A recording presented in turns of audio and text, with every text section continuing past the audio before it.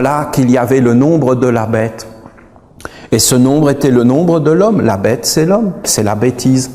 C'est le côté d'amener tout vers le néant. Et il y a des êtres qui se réjouissent de cela. Alors vous avez les forces des échanges, mais il y a des échanges qui sont destructeurs et il y a des échanges qui sont dans la construction.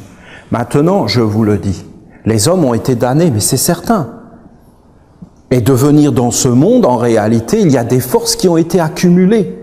Et ce que les hindous appellent le karma, ce que nous appelons, nous, la roue de la fortune, la destinée. Et en réalité, on a accumulé. Parce qu'aujourd'hui, c'est très mal vu, ces pensées que je vous dis. Parce qu'aujourd'hui, on dit, ah, la belle-mère, le beau-père, la belle-famille. Mais qu'est-ce que tu crois que tu vas hériter de la fille sans avoir les parents, les grands-parents et toutes ces choses? Ou que tu vas hériter du mari sans avoir les grands-parents? Mais les grands-parents, c'est quand même eux qui ont donné ce fruit. Alors tu crois que les hommes, ils apparaissent de rien, mais qu'est-ce que c'est que cette illusion? Mais on n'est que dans des illusions aujourd'hui, ce sont des courants et des fleuves, et crois pas que la fille ou le fils ne porte pas toute l'hérédité, non seulement familiale, mais de génération en génération, et que tu les as, ces hérédités, parce qu'avant on vivait avec les ancêtres, on était conscient qu'en réalité c'était la terre tout entière, qu'en vérité nos ancêtres qui étaient dans la terre, on les mangeait dans les fruits, parce qu'ils avaient été digérés et qu'ils passaient, et qu'il n'y avait pas simplement que leur corps, mais qu'il y avait leur pensée, leur âme, et qu'on vivait avec l'âme des vivants et des morts. Mais aujourd'hui, on ne vit plus qu'avec les morts, c'est-à-dire ceux qui ont un corps physique, et on ne vit plus avec les mondes qui sont beaucoup plus grands, beaucoup plus larges. Parce qu'un être, il est digne de quoi? De son corps, c'est-à-dire de sa voiture, de son téléphone, de son ordinateur, de son travail, ou est-ce qu'il est digne de ses pensées, de son cœur, de sa noblesse, de ses paroles dignes et belles? Mais voilà les vraies questions qu'il faudrait se poser. Est-ce qu'une parole a de la valeur? Mais non, on est en train de tout amener vers un monde où tout va être éteint. Il n'y aura même plus de religion, parce qu'on pouvait dire que la religion n'était pas bonne. Ok, mais alors s'il n'y en a plus, ça sera quoi? Et on va se raccrocher à quel principe, à quel symbole, et quel va être le sens de la vie? Et qui va parler de l'âme et du grand chemin de l'immortalité? Il faut quand même en parler de ces choses. Qui va répondre à ces grandes questions et à ces grandes angoisses que peut vivre l'homme devant ces mystères? Alors on va endormir l'homme par des pilules et par des médicaments. Alors on va être une société de drogués et de toxicomanes. Alors que la drogue est interdite. Mais qu'elle est légale, bien sûr.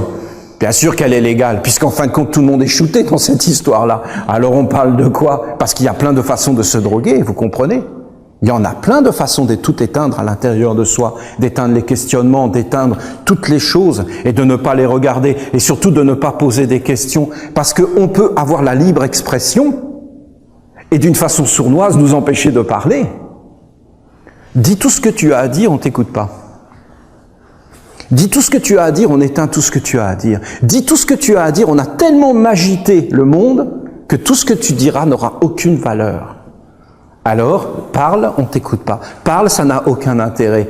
Parle, et en réalité, on continuera à faire ce qu'on a à faire, et on ira le chemin qu'on a à aller. Qu'est-ce que dit Gabriel? Il parle de ces choses, de ces échanges, de la vie qui engendre la vie dans tous les mondes. Il dit, s'il y a une relation, et si l'eau c'est les relations, et si c'est l'âme, et si c'est le principe animateur, et si on ne peut pas vivre sans animation, et si tout est animé, et si tout est vivant, alors ça veut dire que tout est fécondant, et que tout apporte semence et croissance de semence. Ça veut dire qu'en réalité, s'il y a des échanges, il y a un pôle émissif, un pôle réceptif, un pôle masculin et un pôle féminin, que ça soit dans la pensée, que ça soit dans les sentiments, que ça soit partout. Et s'il y a un pôle masculin et un pôle féminin, et s'il y a un emboîtement, un échange, alors il y a automatiquement une création. C'est ce que les Rose-Croix avaient pris comme symbole, une croix, c'est-à-dire une croisée. Une croisée veut dire un échange, une rencontre. Je te rencontre, tu me rencontres. Automatiquement, il y a un échange entre nous. Ça peut être une rose, ou alors ça peut être une vraie cochonnerie. Ça peut être une poubelle entre nous. Alors on va dire des choses sournoises, on va critiquer sans le dire, on va faire des choses, on va dégrader, on va dénaturer, on va polluer, on va amener la mauvaise semence dans le cachot, comme disait Jésus. Et voilà le mauvais qui vient la nuit donner la mauvaise semence dans le champ. Et alors comment séparer l'ivraie du bon grain? Eh bien tu dois attendre la récolte une fois que c'est là, et tu dois laisser apparaître tout ça en pleine lumière, et là tu verras ce qui est bon et ce qui n'est pas bon, et tu jetteras le pas bon au feu, et tu prendras le bon et tu l'emmèneras vers les dieux, tu en feras du pain et tu nourriras. Vous avez vu ce qu'il voulait dire, le maître? Il voulait dire qu'à la mort, tu verras ce qui est bon et ce qui est pas bon, ce qui est pas bon sera détruit. Et il parlait du recyclage, et il parlait de toutes ces choses. Et si tu vis qu'avec le pas bon et que toute ta vie tu as pris soin du pas bon en croyant que c'était le bon, eh bien quand tu arrives à la fin, il n'y a plus rien, tout est brûlé. Et en fin de compte, tu te retrouves avec rien. Et ça, c'est la bêtise. Est-ce que la bêtise existe? Je vous dis que oui. Est-ce que la bêtise fait souffrir? Bien sûr qu'elle fait souffrir. Quand tu es sous le gouvernement d'un idiot, je peux te garantir que c'est terrible. Parce que toutes les décisions vont être n'importe quoi, on va pas te prendre en compte. Alors à la fin, eh bien, ça donne tous les extrémistes, toutes les guerres, les mauvais échanges, les mauvaises relations.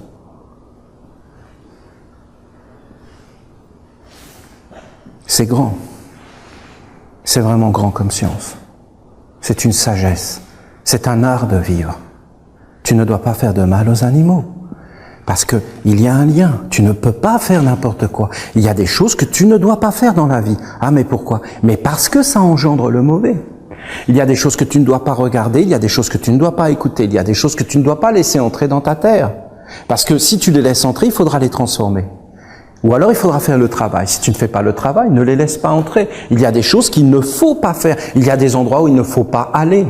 Si tu vas dans ces endroits, tu auras toutes les conséquences parce que il va y avoir une fécondation, il va se passer des choses.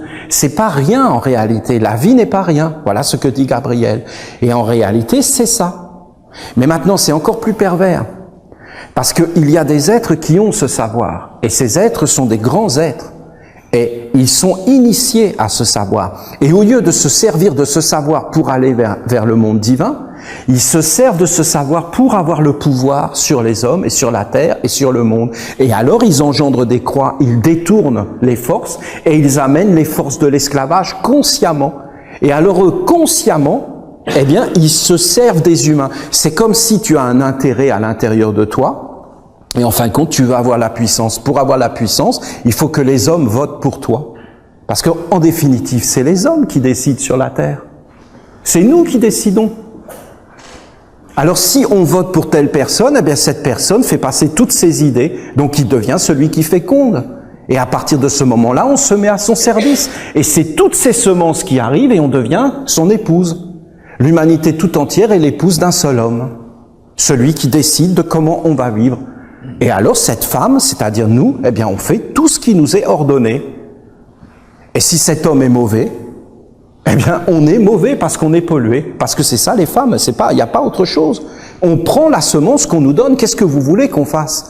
Est-ce que la terre n'est pas comme ça avec nous? Si on lui donne des OGM, qu'est-ce qu'elle peut dire la terre? Elle est bien obligée de les prendre. Et si ça détruit tout et que ça transforme tout et que ça détruit toute la terre, eh bien qu'est-ce que vous voulez qu'elle fasse la terre? Parce que justement, elle est la plus grande serviteur. Donc en fin de compte, elle est là, au service. Et si c'est le mauvais maître, eh bien elle est perdue. Mais si c'est le bon maître, alors elle est dans la lumière. Alors voilà le discernement d'arriver à choisir son chemin. Ça c'est le but. Et après, alors il y a tout un savoir, toute une science, toute une sagesse. Alors c'est vers ça. Parce que croyez pas que c'est aujourd'hui. J'étais déjà un gamin que je réfléchissais à ces choses. Je n'ai pas attendu que l'archange Gabriel vienne me parler pour réfléchir à ça. Il y a une tradition.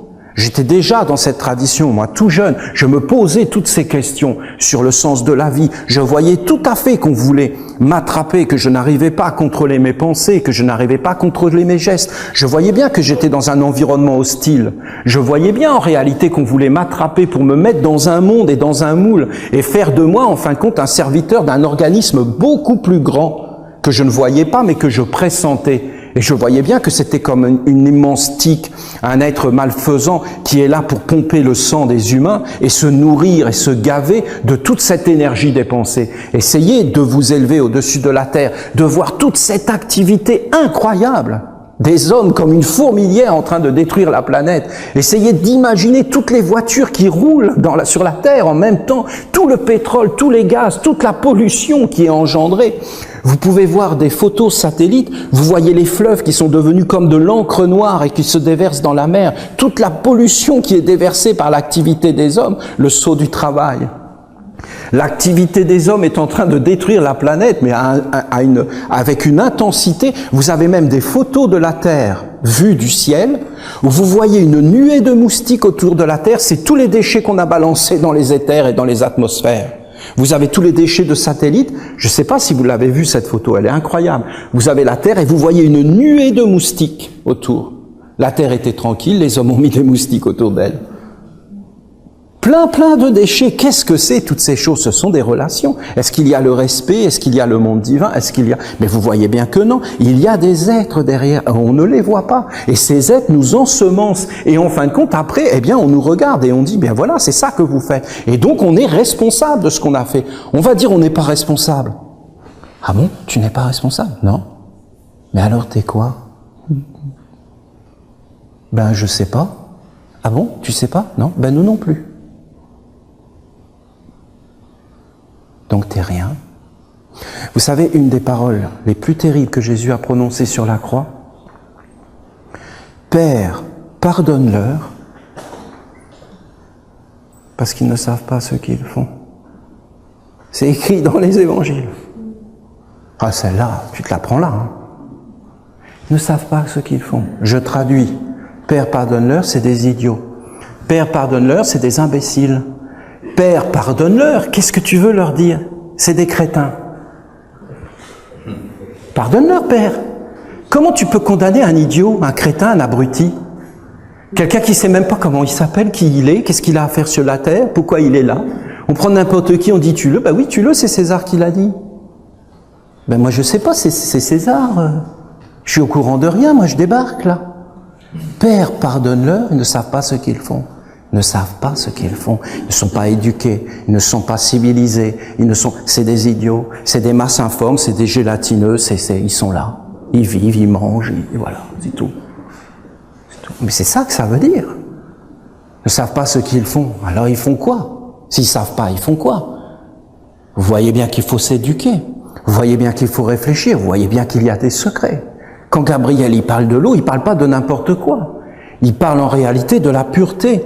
De la pureté dans les sentiments, de la pureté dans les pensées. Pourquoi? Mais parce que c'est la semence que tu transmets sans arrêt à la femme en toi, autour de toi. Que tu es un homme, que tu es une femme, et que sans arrêt il y a des échanges. On ne parle pas du sexe, on s'en moque. Je vous parle des échanges dans la pensée, dans le cœur. On a des échanges sans arrêt avec la nature, avec les animaux.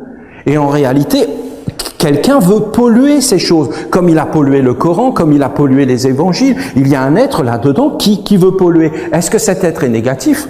Non. Il a sa place.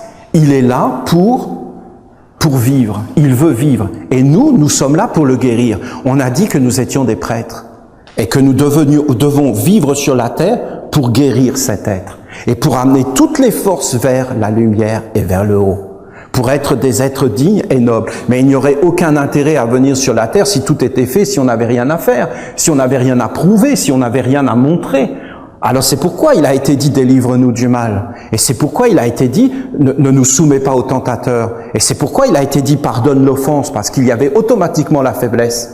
Mais que nous devions amener la science de l'hommage. Parce que l'offense, c'est une science. Parce que tu n'offenses pas gratuitement, tu dénatures pour attraper. Parce que si tu arrives à dégrader un être, cet être t'appartient.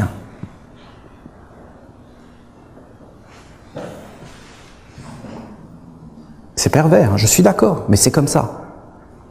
C'est comme ça, le monde est fait de cette façon. Vous avez des êtres sombres, s'ils arrivent à te dégrader, tu leur appartiens. Et tu rentres dans leur monde. Tu t'inclines devant eux. Et là, ils te tiennent. Et là, ils te conduisent dans la dégradation et ils jouissent. Ils deviennent puissants de toi. Et plus ils te dégradent, et plus ils grandissent. Plus ils détruisent le monde, plus ils sont puissants.